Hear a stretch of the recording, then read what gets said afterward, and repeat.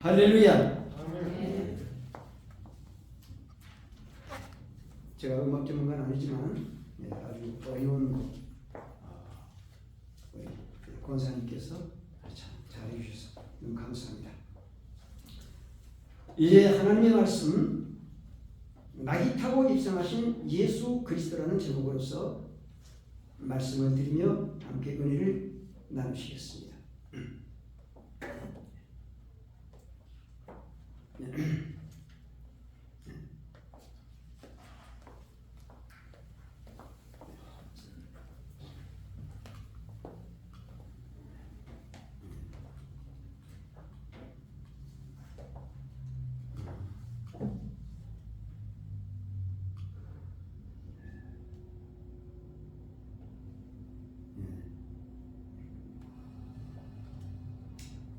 오늘 스가랴 9장 9절에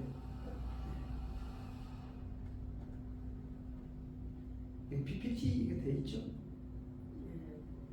성경 본문. 본문 바로 밑에 있습니다. 네. 그런가요? 네. 우선 제가 여기 말할게요. 네. 여기 있어요. 네. 계속해서 스가랴 내리시면 계속 네. 그래서는 들어 올리면 되는가요? 계속 그래요. 오케이. 네. 스가랴 9장 9절을 함께 읽으시겠습니다. 시온에 따라 크게 기뻐할지어다. 예루살렘에 따라 즐거이 부를지어다.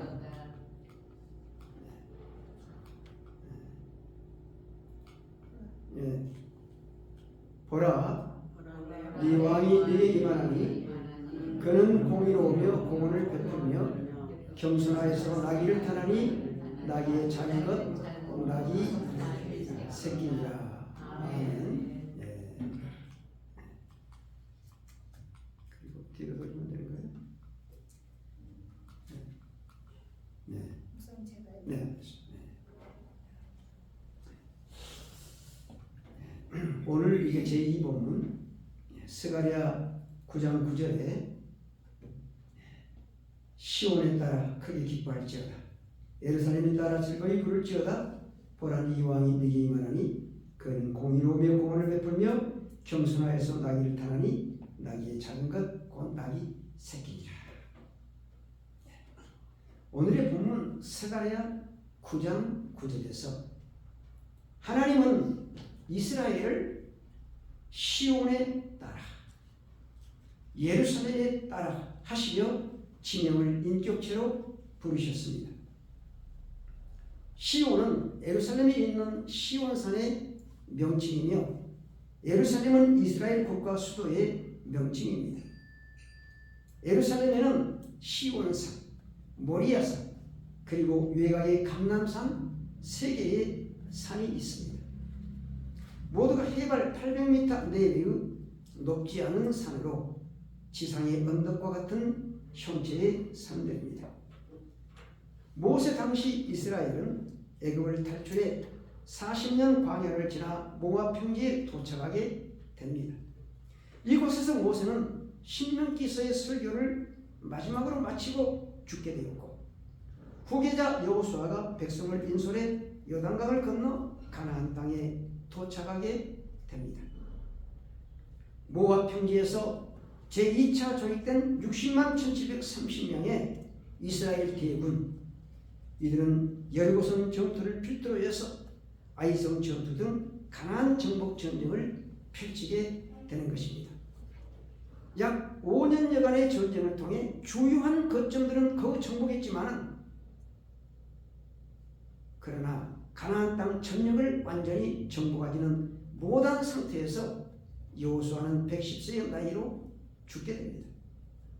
여호수아가 죽은 후 가데스 바네아에서 12정탐꾼으로 여호수아와 함께 활약했던 갈렙이 그 사이 온니엘과 함께 정복 전쟁을 이어가는 모습이 사사기 1장에서 볼 수 있는데 이때 중요한 전투가 하나 벌어지게 됩니다. 바로 예루살렘 전투입니다. 예루살렘은 여부스 족속이 거하는 땅이었는데 여호수아 때에는 정복하지 못했던 주요한 요충지였습니다.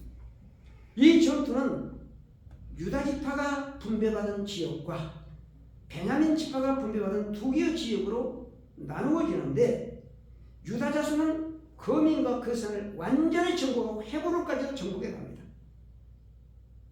그러나 베냐민 자손은 성만 함락했을 뿐 거민은 쫓아내지 못해서 여부스 족속과 함께 거하게 되는 것입니다.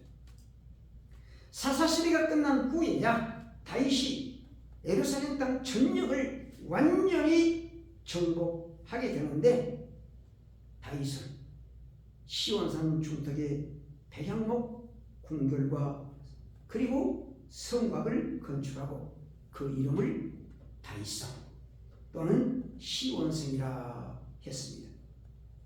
시온산은 이스라엘 민족의 혼이 깃든 곳이요 시온이라는 이름은 이스라엘 민족의 대명사가 되었습니다. 이러한 이스라엘 역사의 흐름을 지배하시고 아브라함을 선택해 이스라엘 민족을 양육하신 하나님께서는 이스라엘을 부르실 때 시온에 따라 이렇게 칭하신 것입니다. 또한 예루살렘에는 높이가 비슷한 모리아산이 있습니다. 모리아산은 아브라함 때 이삭을 제물로 바쳤던 산이요 또한 다윗이 하나님께 징계를 받았을 때 제사를 드렸던 아라우나의 타작마당이 있었던 곳으로서 이곳에 솔로몬이 하나님의 전을 건축했기에 이 전을 솔로몬 성전 또는 예루살렘 성전이라 칭하게 된 것입니다. 이 모리아산은 시온산과 함께 역시 이스라엘 백성의 혼이 담긴 산으로서 이 두 개의 산이 예루살렘에 있기에 시온의 딸, 예루살렘의 딸이라 이렇게 하나님께서는 칭하여 부르셨습니다. 시온에 따라 크게 기뻐할지어다 예루살렘에 따라 즐거이 부를지어다 보라 네 왕이 네게 임하나니 그는 공의로우며 구원을 베풀며 겸손하여서 나귀를 타나니 나귀의 작은 것과 나귀 새끼니라. 오늘 스가랴 9장 9절의 이 말씀은 주신 배경, 이 말씀을 주신 배경 BC 1586년 바벨론에 의해 예루살렘 성이 함락됩니다. 그리고 솔로몬 성전도 파괴됩니다. 유다의 백성들은 전쟁 포로가 됩니다. 이로부터 70년 후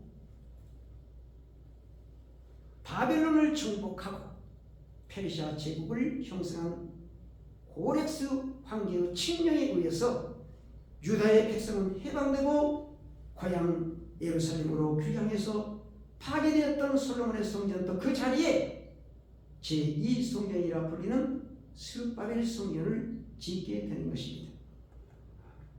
이때 당시 착복만 해놓고 16년간이나 방치되어 있던 이 성전 공사를 우리 하나님께서 안타깝게 보시고 그때 학개 선지자, 스가랴 선지자 두 선지자를 부르셔서 이 성전 공사를 독려하게, 독촉하게 하십니다.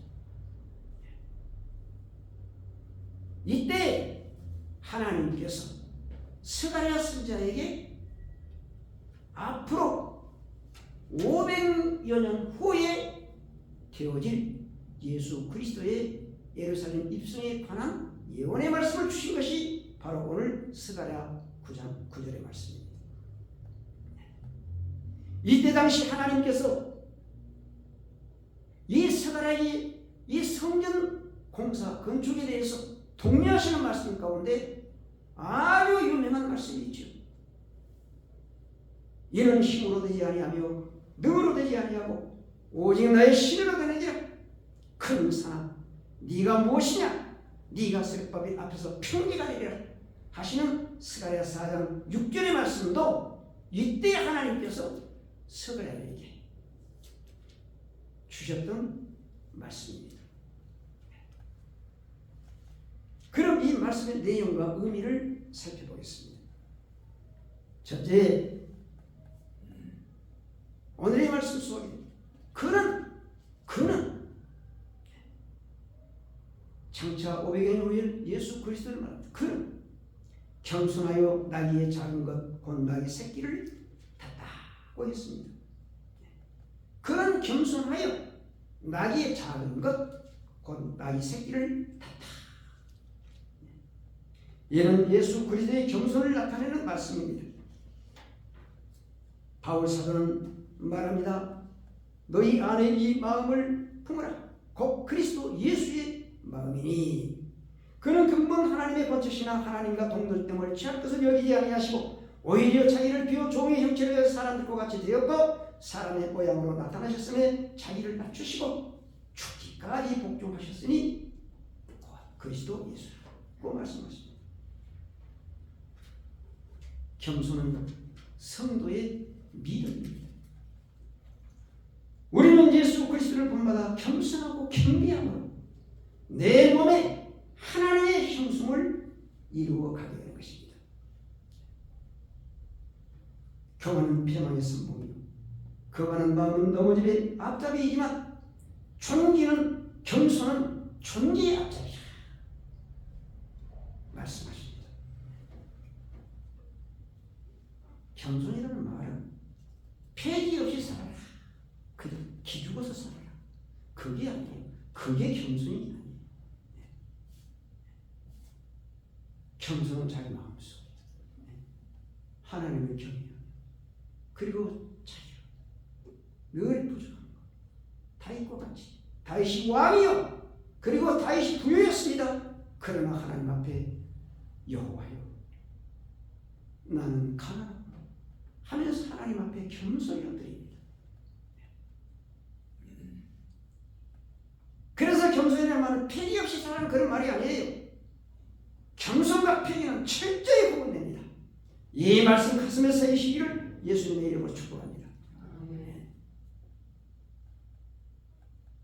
이스라엘이 40년 광야를 마치고 모압 평지에 이르렀을 때 모세는 120의 나이에 죽었고 요단강 도하를 눈앞에 둔 백성들은 두려움이 있었습니다. 이때 하나님은 모세의 후계자 여호수아에게 나타나셔서 너는 마음을 강하게 하고 극히 담대히 하라 말씀하셨습니다. 그리고 예수님께서는 제자들에게 세상에서는 너희가 환난을 당하나 담대하라. 내가 세상을 이기었노라. 아멘. 강하고 담대하게 사시기를 예수님의 이름으로 축복합니다. 특히 예국에서 이경 땅에서 나오신 우리의 사랑하는 성도 여러분, 우리는 강해야 됩니다. 그리고 담대해야 됩니다. 그러나 우리 하나님 앞에 겸비하고 겸손히 엎드리는 것이 없습니다.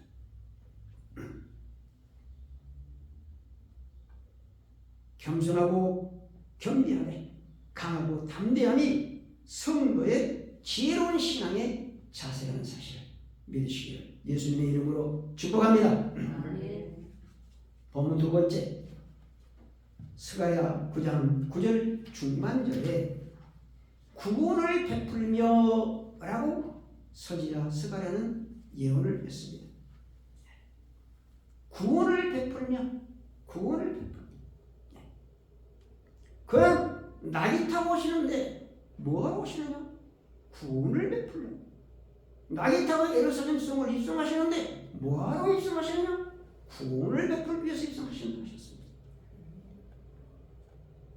예수 그리스도의 예루살렘 입성은 마태복음 1장 21절에 아들을 낳으리니 이름을 예수라 하라. 이는 그가 자기 백성을 저희 죄에서 구원할 자이시니라 는 말씀을 성취하기 위한 예수 그리스도의 예루살렘 입성입니다. 그래서 예수님께서 예루살렘에 입성하시는 것은 마귀를 멸하고 자기 백성을 구원하기 위해 전쟁터에 나가시는 예수 그리스도 사령관의 출정식과 같은 것이라 할 수 있습니다. 찬송가에도 대강 예수, 우리의 이 예수 그리스도 예수 그리스도를 찬송하는 찬송이 많습니다. 예수님은 승천일이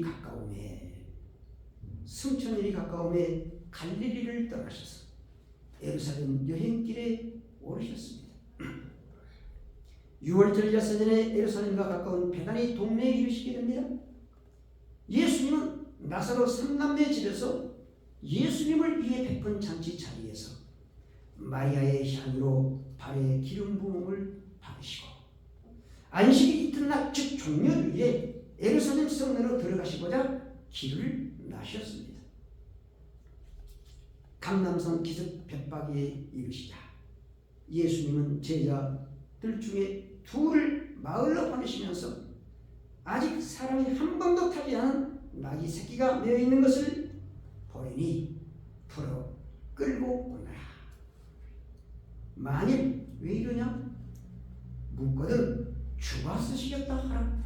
그리하면 즉시 보내리라 말씀하시고 제자 둘을 마을로 보내셨습니다. 이에 제자 둘은 예수님 말씀하신 대로 마을에 들어가 문 앞 거리에 메어 있는 나귀 새끼를 끌고 오려 하니 나귀 새끼 무엇하러 그러냐 하기에 예수님 말씀하신 대로 주가 쓰시겠답니다 하니까 끌고 가요. 그래서 예수님 앞에 나귀를 끌고 왔습니다.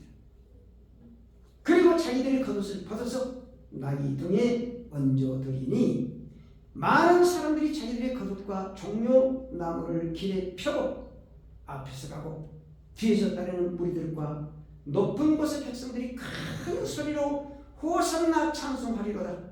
주의 이름으로 오시는 이여 우리 주상 다윗의 나라에 외치며 환호했습니다. 이것은 500여 년 전에 하나님께서 선지자 스가랴에게 주셨던 스가랴 9장 9절의 말씀을 성취하시는 실제의 현장으로서 예루살렘 성문에서 호산나 원문 호시아나 번역하면 이 우리를 구원하소서 구원자께 영광을 외치며 환호하는 무리들의 함성은 마귀의 일을 십자가로 멸하시고 승리하신 예수 그리스도의 부활과 승천을 축하하는 찬송이 되었습니다. 사랑하는 성도 여러분, 오늘 종려주일의 의미를 가슴에 안고 한 주간 예수님의 고난에 동참하시며 다음 주일 부활절의 기쁨 함께 나누시기를 예수님의 이름으로 축복합니다. 아멘. 아멘. 예, 우리 찬송가 229절 아무 흔도 없고